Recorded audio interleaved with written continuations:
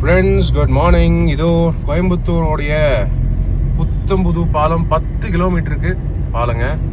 இதில் இப்போ நம்ம போக போகிறோம். நேற்று தான் முதலமைச்சர் திரு மு.க. ஸ்டாலின் அவர் திறந்து வச்சார். இதில் நம்ம முதல் முறையாக இன்னைக்கு ட்ராவல் பண்ண போகிறோம். வாங்க பார்க்கலாம் எப்படி இருக்குன்னு. அதாவது இந்த பாலம் பார்த்தீங்கன்னா நம்ம அண்ணா சிலைக்கு முன்னாடி அங்கேருந்து ஸ்டார்ட் ஆகி வஉசி கிட்டேருந்து ஸ்டார்ட் ஆகி கேஎம்சிஎஸ் தாண்டி ஏர்போர்ட் தாண்டி போய் இறங்குது. எல்லா டிராஃபிக்கையும் இந்த ரோடு மூலமாக தவிர்த்திடலாம் அப்படின்னு தான் சொல்லிட்டு திறந்துருக்காங்க. கிட்டத்தட்ட ஒரு 5 வருஷங்களாக இந்த பாலம் கன்ஸ்ட்ரக்ஷனில் இருந்திருக்குங்க. சூப்பராக போட்டிருக்காங்க அப்படின்னு தான் நினைக்கிறேன். பாருங்க, ஈஸியாக ரொம்ப ஈஸியாக எல்லா டிராஃபிக்கும் தாண்ட முடியுது.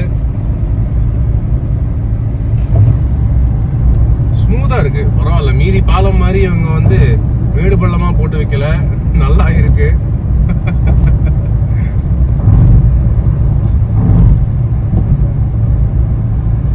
கான்ஸ்டன்டா இதுல ஸ்பீடாவும் போக முடியுதுங்க. இது எவ்வளவு டைம் மிச்சம் தெரியுங்களா? முன்ன இருந்த சிக்னல்ஸை விடையும் கீழே பாலத்துக்கு கீழே போற டிராபிக்கை விடையும் இது அவ்வளோ டைம் மிச்சப்படுத்துது. நம்ம நினைச்சோம்னா ஒரு 10 நிமிஷத்துல போயிட முடியும் ஏர்போர்ட்டு கிட்ட. 60 தான் ஸ்பீட் லிமிட்னு போட்டிருக்காங்க. 60 கிலோமீட்டர் தான் சேஃப் ஸ்பீடுங்க.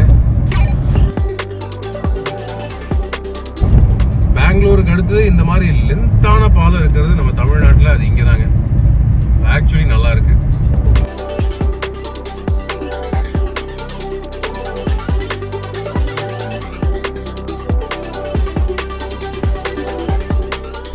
இப்போ நம்ம நவ இந்தியா தாண்டிட்டு இருக்கோம்.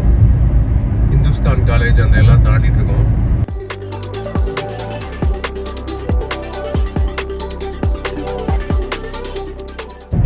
இந்த பாலத்தில் இன்னொரு ஹைலைட்னு பார்த்தீங்கன்னா, நீங்கள் இப்போ இன்கேஸ் இந்த பாலத்தை ஏறிட்டீங்க, நீங்கள் கரெக்டாக டைரெக்டாக அங்கே தான் போய் இறங்க முடியும், ஏர்போர்ட் கிட்ட தான் போய் இறங்க முடியும்லாம் கிடையாது. நடுவில் அதுக்கேற்ற மாதிரி டவுன் ரேம்ப்பு, அப் ரேம்ப் எல்லாம் வச்சுருக்காங்க. கீழே இருந்து நீங்கள் மேலே ஏறணுனாலுமே அதுக்கேற்ற மாதிரி ரேம்ப்ஸும் வச்சுருக்காங்க. ஸோ இதோ PSG college, PSG tech college, அதையும் நம்ம தாண்டிட்டு இருக்கோம். இதோ நீங்கள் பார்க்கலாம், பிஎஸ்ஜி டெக் காலேஜ் கிட்ட இருந்து மேலே ஏற ரேம்ப் அதுவும் உள்ளே வருது. அடுத்தது ஹோப் காலேஜில் இறங்குற ரேம்ப், டவுன் ரேம்ப்பு கீழே வரும். ஏதோ நீங்கள் பார்க்கலாம், ஹோப் காலேஜுக்கு திரும்புகிற அந்த ரேம்ப் அந்த சைடு போகுது. ஸோ நீட்டாக ப்ராப்பராக பெரிய பேங்கிங்கோட நிறைய இடத்தோட கட்டியிருக்காங்க. ப்ராப்பராக நல்லா பிளான் பண்ணியிருக்காங்க.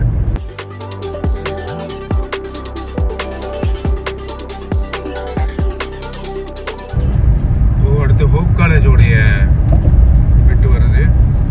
இதுதான் ரொம்ப வளையும், லெஃப்ட் வளைஞ்சு போகும். இந்த இடத்துல கேர்ஃபுல்லா இருக்கணும்.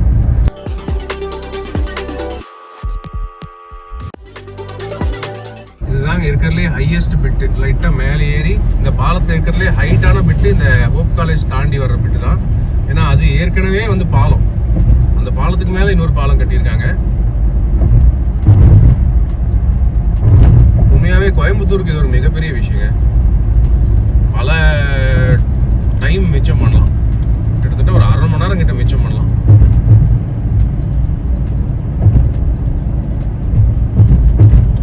தயவுசெய்து இப்படி மாறி ஓட்டாதீங்க. அவங்க என்ன ஓட்டுறாங்கன்னு தெரியல.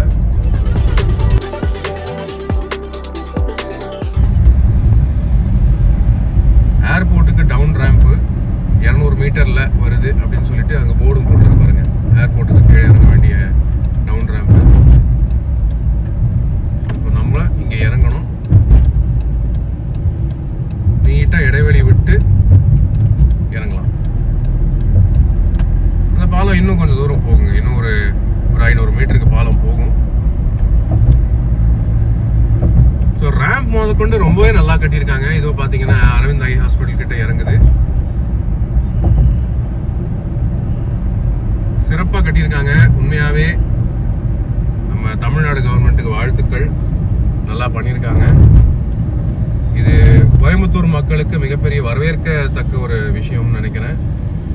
இனிமே கோவை மக்கள், தமிழ்நாடு மக்கள் எல்லாருமே கமெண்ட் பண்ணுங்க. உங்களுடைய கருத்துக்கள் என்னங்கிறத தாராளமாக கமெண்ட் செக்ஷன்ல ஷேர் பண்ணுங்க. நம்ம முதல் தடவை அந்த பாலத்தை டிராவல் பண்ணிட்டோங்க.